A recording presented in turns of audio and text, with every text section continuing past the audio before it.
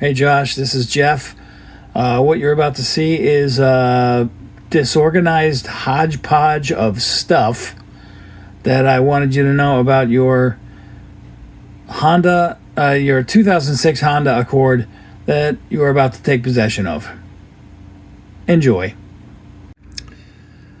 Hello, Josh. So about the keys, you're going to be getting two sets of keys. One is got like a Batman key on it. That's all they had at the AutoZone. And the other one has a Chevy key on it.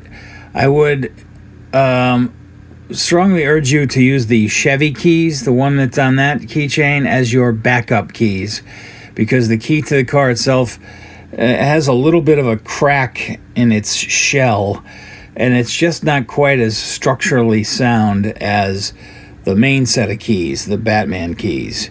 So definitely use the car key that's on the Batman chain as the primary. And this is just your backup because it's Chevy. And yeah, that's it. Let me know if you have any questions on that. Two sets out, and there's two fobs for the starter, the car starter. They both work the same way. All right.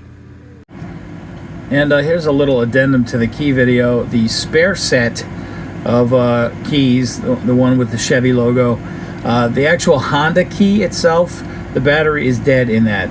So the key itself can be used to unlock the car, or you can use the remote starter fob to unlock the lock and unlock the car remotely.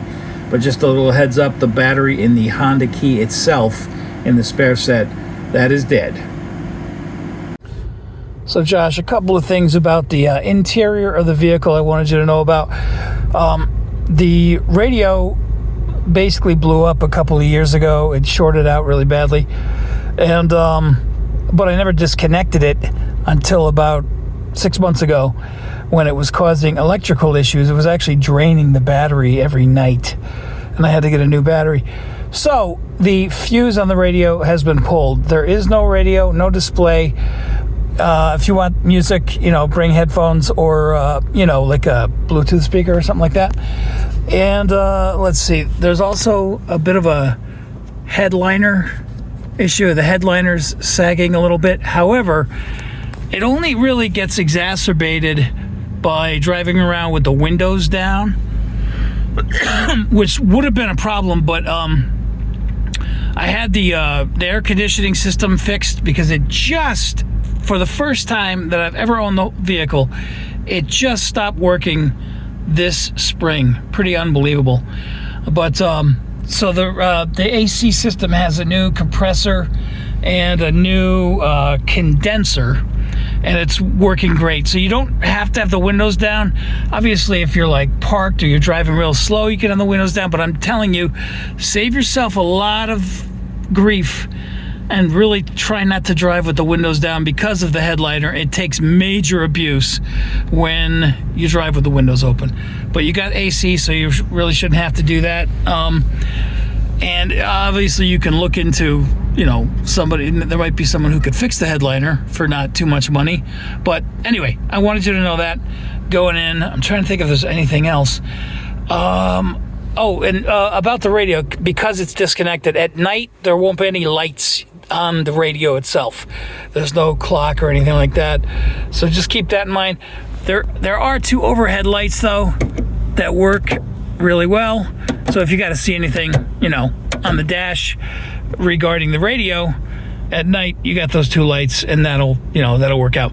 Anyway, that's it for now. If I think of anything more, I'll shoot more. But those are the only two real issues on the interior. No radio, and we got a little bit of a headliner sag issue. Just try not to drive with the windows open. All right, thanks. Also, Josh, I wanted to let you know the paperwork on the AC repairs that were done, I'm leaving that in the glove compartment. It should be good for a year, like the warranty or whatever. It was done at a Honda dealership, so if you got a Honda dealer down there, if there's any issue with the AC, just bring it in, and hopefully they'll honor the receipt because the work was just done. It's only good for a year, but I'm sure it's going to last a lot longer than that because these are really reliable vehicles. Anyway, paperwork is in the glove compartment. Do what you will with it. You could leave it there or just put it wherever you keep the paperwork. But I just wanted to let you know the receipt for that work is in there, should you need it. So Josh, also your car comes with a starter, a vehicle starter. And all you do is you push it down and up, down and up. It's basically 1/1000. So you go 1/1000 up, 1/1000 up. And you wait for it to turn on. Ba-boom. It stays on for about 15 minutes, and then it turns itself off automatically. But we're not going to wait for that. To turn it off early, same thing. Down, up, down, up. Turns it off. Very simple, very handy. Although in North Carolina, you're not going to need it as much. But anyway, that's how it works with the car start. Okay, Josh, now the next thing we're going to do is check the oil. Because you do want to check the oil occasionally. The button for opening the trunk is right there. Not the trunk, the hood. Right there. And we just pull it. And then, Mike, there's a thing in the middle. You just reach your hand under it. Right next to the emblem. Right next to the emblem. And then you pull up. And then you got, very careful because this is a really heavy hood. Heavy hood. It has the prop rod. And you got to put the stick, like pretend you didn't put the stick up already. Okay, ready? Put the stick, yeah, there we go. But be careful. The stick's right like there. The brake. Yep, yeah, just, and there's a hole, you'll see the hole up there. And just make this sure the stick is securely in that hole because you don't want this thing coming down on you. It's heavy. So, that's how you get the hood open. Now, the first thing to keep in mind when putting oil in, you got to check it first because the one thing you do not want to do is over oil it. So here you do is you pull out the dipstick like Mike is doing. Do you know why you don't over oil it? Yeah, because it's You'll build up oil pressure and blow your foot. Oh my God, it's not that bad. It's, as you can see it's well. That's the first. We want to do a wipe and then back in. right. But okay. Yeah. So you first you just wipe it off and then you put it back in for a clean test. And there it is going into the oil dipstick hole. Yeah, you want to push it down so it snaps, so it's all the way down. Pull it back out. Now let's have a look. Not bad. It's not horrible, but it's you know. Now, as you can see, the second hole there on the left, that is full. Mm-hmm. Wait, what? It's getting all blurry. Just leave it It stationary. needs a half a quart. Yeah, it probably needs about a half a quart. But you don't want to go beyond. Move your thumb. You don't want to go beyond that second hole. That is full. So be very, very careful not to over oil it. You're gonna have a lot of trouble. So It will demonstrate again if you'd like. what? Demonstrate over oiling it. Now we're gonna be opening the oil cap. We're gonna try about a half a quart. Nice to get some of the scum out of it. Yeah.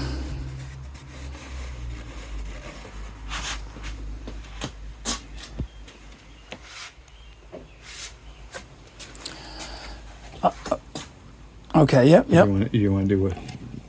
Now this is if you have a funnel, but do the pour technique. Half a quart. Okay. And when you pour it, you want to keep the bent part down. Yeah. So you don't get a lot of glug. More than that. Excellent. Okay. Now we're going to check the dipstick again. To make sure the oil looks good. Because it was down a little bit, right? It was half a quart. Yeah. Nothing outrageous. Right. Nothing alarming, right? Mm-hmm. I wouldn't. You can tell them like this is the grade oil that they specify. Oh, yeah. Right on the cap. It's got right on the cap in case you want a second opinion. The actual oil type printed right on the cap. Type you got to get. Now we're going to do the second check of the dipstick to see what the oil level looks like. Quick wipe first. That's Jeff. First we do the wipe.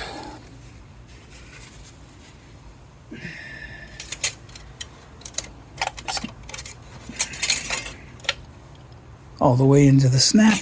Right. And look at that. Right where we want to be. Oh my God, that is amazing. Yeah, that is good. Now let's get that in better light here. Let's maybe snapshot it. Yeah. See, now it's like right below the second dot, that is perfect. Mike nailed it. I was going to say, I thought it was premature you putting the cap back on, but you friggin' nailed it. Okay. Way to go, Mike. Now, Josh, here's another thing. I have been putting the full synthetic Castrol Edge in this for several years, and it really prolongs the engine life. It costs more, but it's so worth it. It really, really prolongs the engine. It's a full synthetic SAE 5W20 Castrol, and that's the, obviously the main supply. And then this is the pour jug, and I'll show you in a minute why that's important. You don't want to use the big jug for pouring unless you have a like a funnel, but this is without a funnel, and we'll show you in a second what we're doing with that. Now this one we're not actually going to fill, but I just want to let you know that this is where the windshield wiper fluid is, right there. Yeah. The blue cap. You need any? You got a little dipstick. You need any washer fluid, Jeff? I don't think so. I mean, you can check the back. Flash. I got some. You need some? Right here? Yeah, sure. Yeah, we're going to top it off. Why not? A lot of bugs down there. Okay. Take that off. And Mike is going to top her off. That's the anti-lock brake Hold on, it's module. like it's getting all blurry. Because you should have an iPhone. You're ITS, not me. There we go. Nice and topped off. That's it. That's a windshield wiper. That's about the extent of my car knowledge. Oil and windshield wiper fluid. That's also radiator right there. What about? I do have Japanese coolant. Yeah. You think are you happy with? Yeah, I think I'm. It's at the minimum. The minimum? Right here. I mean, are you on film? Yeah. I mean, I could bring it up to the max. Yeah, if you got, sure. I have Japanese coolant. We're gonna. If I don't, I don't. Oh, jeez. Now you're not sure? It's right here. I know. I forget. Oh. And that's compatible? Maybe this isn't politically correct, but it says. What's it say? Asian vehicle. Wow. That's not me. Now, what's the rule on this? Overfilling this? Hyundai. I know, Kia, but Nissan, Mazda. I don't see Honda on there. Shut up. Right here. Honda. Okay. All right. Cool. Honda Acura. Ah. Dude. All right. That's legit. So now, is there a rule about overfilling this? Yes, you should never overfill it. We're just going to bring it up to the just below the max line. See, it's minimum. I'm just going to give them a little bit. So the max line obviously is the second line, right? The top line? Yep. Okay. Because I've never even put this in. It's always been a mechanic. We'll use a nice clean funnel for this operation. Getting a clean funnel for this. This one I would definitely recommend a funnel, or you're gonna. So you don't make a mess. Just don't use the oil funnel with it. You do not want to contaminate your. That's true. Fluid. Wash it out well. Yep. How are we looking? A little bit. You're a little bit below the top. That's enough. That's good, right there. All right, we got a little fluid top off. Don't do this around pets because pets love antifreeze and make them sick. Yeah, if you didn't hear that, don't do it around pets. Pets love antifreeze. And antifreeze doesn't love pets. Okay. All right. I don't know, Jeff. Fluids. That's Fluids the top. anti-lock brake module. That's the brake. All right, we're not doing advanced auto here. All right. All right. But thank you. Okay, one last little detail. This product here, Meguiar's Supreme Shine, is great for the dashboard and all of the dashboard-like stuff, the trim on the doors. Makes it very shiny and new looking, not expensive. So, you know, when you clean the car or whatever, it just does a nice kind of refurbish. Looks real good. Anyway, that's it. Meguiar's Supreme Shine. Find it at any auto store. Hey Josh, this is some maintenance tips for your 2006 Honda Accord. Now, older cars, they get the yellow headlights, and this one's no different. We've got a little bottle of plastics by Meguiar's that is going to be in the trunk. And this is pretty much how you apply it. So you want to put some dots of the plastics onto the actual glass, although it is plastic. And you want to have some decent coverage. Dots all over. And once you got that on, you're going to do a buff in. So there's phase one is buff it in. Get it all over there. Put as much, you know, elbow grease into it as you can. And, you know, you can use whatever rags you want. I've got a couple of pairs of old socks that I use for rags, and they're clean. I'll leave a couple pairs of socks in the trunk. And, reapplication. Oh, he's doing a double. This is a double application. Not bad. I like that. And, you know, you probably need to do this like every 1 to 2 months. Quarterly. Yeah. And they sell this at any auto place, so it's not hard to find. It's called Meguiar's Plastics. You'll see it. It'll be in the trunk. And then you, after you buff it on, you just buff it off. And as you can see, it does improve it. It doesn't fix it completely, but it helps. And believe me, you're going to want it because, you know, the other headlights on the road are a little more powerful than the older vehicles. So anyway, Mike's doing another coat over there. This is my friend Mike. Mike has been helping me all afternoon. He did this wonderful work on the bumper here. Yeah. Because the bumper was messed up. I've got the photos if you like. And, you know, it's just a tape job, but believe me, it's better than it was, and it's not just flaps of bumper hanging out. So you might be able to get a new bumper cover from Rock Auto if you have to. Oh, Rock Auto. Yeah, you might be able to get a whole new cover. I mean, even a junkyard might even have one. But anyway, that's the plastics. Yep. That is the application of the plastics, and it helps with the yellowing cataracts that the older vehicles get on the headlights. Okay, Josh, just a couple other features here as I'm wrapping up. Let's see, we've got cruise control. You got your set button, sets it. The resume accel button allows you to accelerate as long as you're holding it down, and then let it up to stop accelerating. Cancels the cruise control. And let's see, we also got this little thing up here. I got this like from my union or something like 10 years ago. And you can actually put your cell phone on this thing. It's very tacky, and it will not slide off. It's kind of amazing because it's very small, and yet you can have like a full smartphone, set it on that thing, and it will not move. So anyway, that's just another little thing. Little change of pace here, Josh. This is a pre-dendum video to the final video. I forgot to mention the side mirrors. I've got these little fisheye mirrors in the corners. Those, they may look a little goofy, but they are incredibly valuable when you're on the highway and you're in a passing situation on either side of you. They completely protect your blind spot. If you use those mirrors to check to see if anything's coming, if there's nothing in those fisheye mirrors, you are good to go, and they just never let you down. If you get used to using them and relying on them, they are an incredibly valuable tool for safety, and they just never fail. So, and the other thing was just I just kind of wanted to give you my philosophy on car ownership. I am a big believer in actual ownership. That is, you own it outright. Nobody has a lien on it. You don't have a car payment. That's that is one of the goals in life. You don't have a car payment, you just own your car. That's my look at it. I mean, I always hated the idea that somebody could, in troubled times, someone could repossess my car. So that's a big leg up to not have that hanging over your head. It may be an older car, but it's your car.